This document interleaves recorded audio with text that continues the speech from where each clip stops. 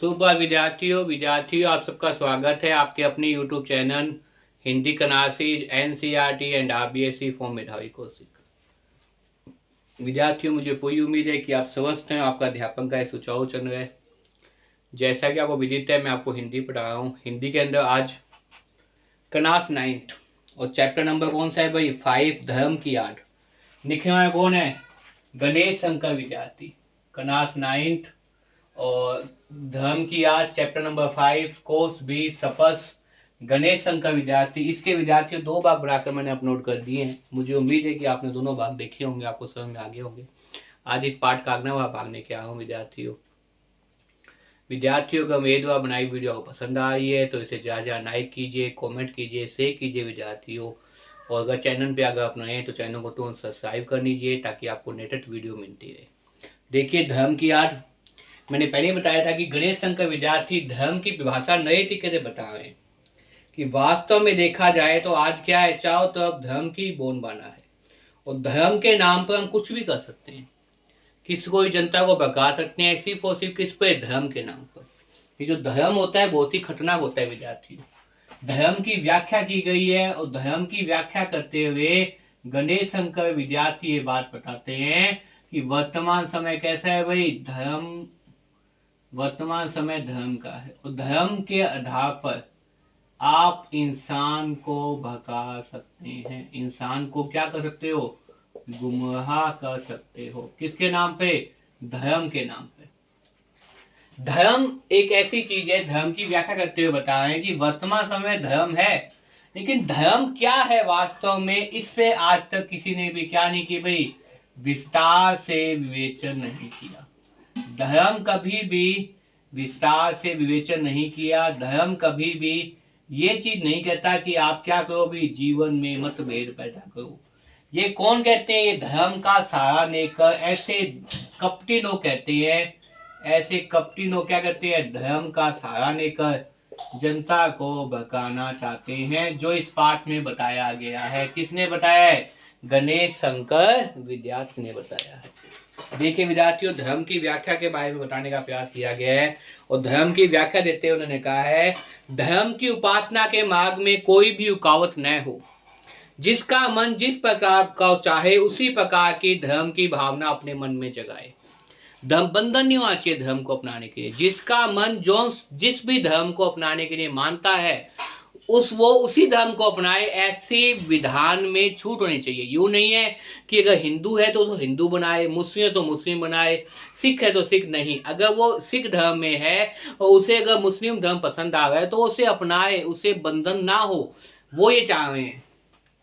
धर्म की उपासना के मार्ग में कोई रुकावट न हो। जिसका मन जिस प्रकार का चाहे उसी प्रकार की धर्म की भावना को अपने मन में जगाए। वो क्या कर रहा है? धर्म की उपासना के मार्ग में क्या नहीं हो भाई? रुकावट न हो। धर्म की उपासना मतलब पूजा करना। हम सभी किसी न किसी धर्म से जुड़े हुए हैं, अपनी इच्छा के अनुसार स्वेच्छा से उसकी इबादत करती है। तो धर्म की उपासना में क्या न हो? धर्म की उपासना के मार्ग में कोई भी बाधा न हो। मार्ग में कोई भी किसी प्रकार की क्या न हो? कोई भी बाधा न हो, रुकावट न हो। बाधा का मतलब क्या है? रुकावट न हो। जो जिस भी धर्म को अपनाना चाहे रुकावट न हो, वो उसी धर्म को स्वेच्छा से अपनाए, कोई बंधन न हो। क्योंकि सामाजिक बंधन इतने ज्यादा कठिन होते हैं कि व्यक्ति चाह कर भी अगर उसे दूसरा धर्म पसंद है तो वो धर्म को नहीं अपना सकता। ऐसे बंधनों को नकारना, ऐसे बंधनों को समाप्त करना इस पाठ का उद्देश्य है, जिसका नाम क्या है? धर्म की आड़। देखने वाले कौन है? गणेश शंकर विद्यार्थी। उसी प्रकार की धर्म की भावना को मन में जगाए। धर्म और ईमान मन का सौदा हो। ईश्वर और आत्मा के बीच का संबंध हो। आत्मा को शुद्ध करने, ऊंचे उठाने का साधन हो। कितनी अच्छी बात लिखी है। धर्म और ईमान मन का सौदा हो। धर्म और ईमान मतलब धर्म और साथ में आपका ईमान दोनों क्या हो? संबंधित हो। धर्म और धर्म के साथ क्या है भाई? ईमान। अगर आप सच्चे मन से धर्म की उपासना करते हैं तो आप निश्चित मान के चलिए कि धर्म आपके जीवन में क्या करता है भाई, सार्थक प्रयास लाने का प्रयास माध्यम है, तरीका है। धर्म की उपासना के मार्ग में कोई रुकावट न हो, जिसका मन जिस प्रकार चाहे उसी प्रकार के धर्म को भावना को अपने मन में जगावे। धर्म और ईमान मन का सौदा हो, ईश्वर और आत्मा के बीच का संबंध हो, आत्मा को शुद्ध करने ऊंचे उठाने का साधन हो। वह किसी दशा में भी किसी दूसरे व्यक्ति की स्वाधीनता को छीनने या कुचलने का साधन न बने। आपका मन चाहे उस तरह का धर्म आप माने और दूसरों का मन चाहे उस प्रकार का धर्म वह माने। आपका मन चाहे उस प्रकार का धर्म आप माने और दूसरों का मन चाहे उस प्रकार का धर्म वह माने। दो भिन्न धर्मों के मानने वालों के टकरा जाने के लिए कोई स्थान न हो। यदि किसी धर्म के मानने वाले कहीं जबरदस्ती टांग आते हैं तो उनका इस प्रकार का कार्य देश की स्वाधीनता के विरुद्ध समझा जाना चाहिए। अगर आप किसी पर जातीय बंधन थोप रहे हैं, अगर आप किसी पर जातीय बंधन बहुत ज्यादा कुचल रहे हैं उनको उसके अंदर, तो वो अब व्यक्ति देश की आजादी पर, व्यक्ति के अधिकारों पर क्या कर रहा है, चोट पहुंचा रहा है, व्यक्ति के अधिकार को समाप्त करने का प्रयास कर रहा है। इसलिए यहाँ पे लेखक क्या कह रहा है, दो भिन्न धर्मों के मामले, दो भिन्न धर्मों मतलब हिंदू मुस्लिम, हिंदू सिख, सिख ईसाई, दो भिन्न धर्म, कोई भी भिन्न धर्म हो सकते हैं। दो भिन्न धर्मों के मानने वालों के टकरा जाने के लिए कोई भी स्थान न हो। यदि किसी धर्म के मानने वाले कहीं जबरदस्ती टांग आते हो तो उनका इस प्रकार कार्य देश की स्वाधीनता के विरुद्ध समझा जाना चाहिए।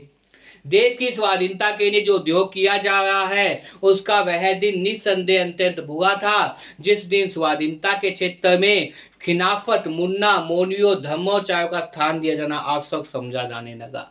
और तो वो चीज जो है उतनी बड़ी थी जिस दिन जो है धर्म के नाम पर ऐसे व्यक्तियों को हम समाज में ले आए जो अपना फायदा देख रहे हैं, अपने फायदा देखने की जनता को आपस में लड़ा रहे हैं। देश की स्वाधीनता के लिए जो उद्योग किया जा रहा था उसका वह दिन निस्संदेह अत्यंत बुरा था जिस दिन स्वाधीनता के क्षेत्र में खिलाफत, मुन्ना, मौलवी और धर्माचार्यों को स्थान दिया जाना आवश्यक समझा जाना गया।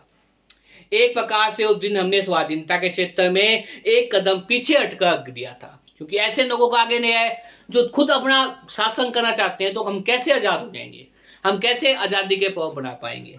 तो इस प्रकार से उस दिन हमने स्वाधीनता के क्षेत्र में एक कदम पीछे हटकर रखा था।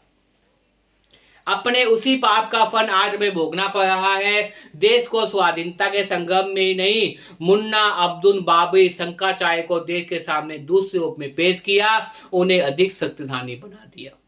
हमारे इस काम का फल यह हुआ कि इस समय हमारे हाथों ही से बढ़ाई इनकी और इनके जैसे लोगों की ताकतें हमारी जग खाने और देश की मजबूरी, पागलपन, प्रपंच, उत्पाद का राज्य स्थापित कर रही है। महात्मा गांधी धर्म को सर्वोच्च स्थान देते हैं, वे एक पग भी धर्म के बिना चलने को तैयार नहीं है। महात्मा गांधी, देखिए महात्मा गांधी क्या बता रहे हैं कि महात्मा गांधी क्या कर रहे हैं भाई, महात्मा गांधी सर्वस्व धर्म को क्या कहते हैं, सर्वस्व स्थान देते हैं। महात्मा गांधी के बारे में चर्चा करनी हुई है। महात्मा गांधी किसको भाई, धर्म को। किसको भाई, धर्म को। कौन, महात्मा गांधी। मुझे उम्मीद है आपको दिखाई दे रहा होगा। महात्मा गांधी धर्म को सर्वोच्च स्थान देते हैं, धर्म को सबसे ऊंचा स्थान देते हैं। सर्वोच्च मतलब सबसे ऊंचा, सर्वोच्च स्थान देते हैं। किसको देते हैं बताइए, महात्मा गांधी किसको देते हैं, धर्म को। कौन सा, सर्वोच्च स्थान। सबसे ऊंचा अगर वो स्थान है तो वो कौन सा है, वह धर्म का है। महात्मा गांधी धर्म को सर्वोच्च स्थान देते हैं। वे एक पग भी धर्म के बिना चलने को तैयार नहीं है। पर उनकी बात ने उड़ने से पहले प्रत्येक आदमी कर्तव्य यह है कि भली भांति समझने की महात्मा गांधी जी के धर्म का क्या स्वरूप क्या है। विचारधारा बनाने के पहले आप समझ लीजिए कि महात्मा गांधी किस प्रकार के धर्म को अपना चाहते हैं, किस प्रकार के धर्म को समाज को देना चाहते हैं, किस प्रकार के धर्म से समाज का विकास चाहते हैं, ये जानना भी अब बहुत आवश्यक है। उसके बाद ही आप क्या करें, इस प्रकार की विचारधारा बनाने। तो प्रत्येक आदमी का कर्तव्य यह है कि बनी भांति समझने कि महात्मा जी के धर्म का स्वरूप क्या है। धर्म से महात्मा जी का मतलब धर्म ऊंचे उदार तत्वों का ही हुआ करता है। उनके मानने से किसी को ताज हो सकता है, नहीं हो सकता, इसके बारे में हम आगे चर्चा करेंगे विद्यार्थियों। तो मुझे उम्मीद है आपको यहाँ तक पाठ समझ में आया होगा। देखिए एक बार पुनः बता दूं, आज का जो हमारा पाठ है वो क्या है, धर्म की आड़ में। गणेश शंकर विद्यार्थी लिख रहे हैं, धर्म की व्याख्या की गई है।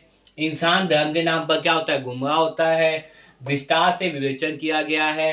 और इसके साथ साथ कुछ कपटी लोग क्या करते हैं, धर्म का सहारा लेकर जनता के बीच में गलत धारणाएं, गलत मैसेज, गलत संदेश प्रस्तुत कर देते हैं, जिससे समाज का विकास रुक जाता है। धर्म की उपासना के मार्ग में कोई भी बाधा रुकावट न हो। जो जिस धर्म को मानना चाहे वो धर्म को अपनाने, ऐसा लेखक मानता है। धर्म के रूप में कठिन परिस्थितियां नहीं होनी चाहिए। धर्म और ईमान के बारे में बताया गया है। इसके साथ साथ ये बताया गया कि महात्मा गांधी जी क्या है, धर्म को सर्वोच्च स्थान देते हैं, सबसे ऊंचा स्थान देते हैं विद्यार्थियों। लेकिन महात्मा गांधी के बारे में धारणा बनाने से पहले हमें ये जान लेना आवश्यक है कि वास्तव में महात्मा गांधी धर्म का क्या स्वरूप प्रस्तुत करना चाहते हैं। उनके अनुसार धर्म की व्याख्या क्या है, उनके अनुसार वो धर्म किस प्रकार धर्म समाज को देना चाहते हैं, और ऐसा कौन सा धर्म है जो सभी चीजों को साथ लेकर चले। इस प्रकार का धर्म जो महात्मा गांधी ने सोच चुका था, इसलिए वो कहते हैं धर्म के नाम में अपना कहीं भी जगह स्थान नहीं पा सकता। मुझे उम्मीद है विद्यार्थियों आपको बहुत अच्छा समझ में आया होगा धर्म की व्याख्या। अगर आपको समझ में आ रहा है विद्यार्थियों तो लाइक कीजिए, कमेंट कीजिए, शेयर कीजिए विद्यार्थियों। और चैनल पर अगर आप नए तो चैनल को तुरंत सब्सक्राइब कर लीजिए, ताकि ऐसी अच्छी वीडियो आप तक मिलती रहे, आपकी तैयारी बहुत अच्छी चले, आप बहुत अच्छे नंबरों से पास हो विद्यार्थियों। वीडियो ज़्यादा शेयर करने का दायित्व तो आप पर है, पढ़ाने का दायित्व तो मेरा है। कंपनी कोर्स में आपको कराऊंगा यूट्यूब चैनल, जो मैं यूट्यूब चैनल का नाम है Hindi classes NCERT and RBSE for मेधावी कौशिक। तो खूब मिल के देखिए विद्यार्थियों, बार बार वीडियो को देखिए, याद करने का प्रयास कीजिए, और वीडियो को ज़्यादा लाइक कीजिए, शेयर कीजिए, कमेंट कीजिए विद्यार्थियों। खूब मेहनत कीजिए विद्यार्थियों। धन्यवाद।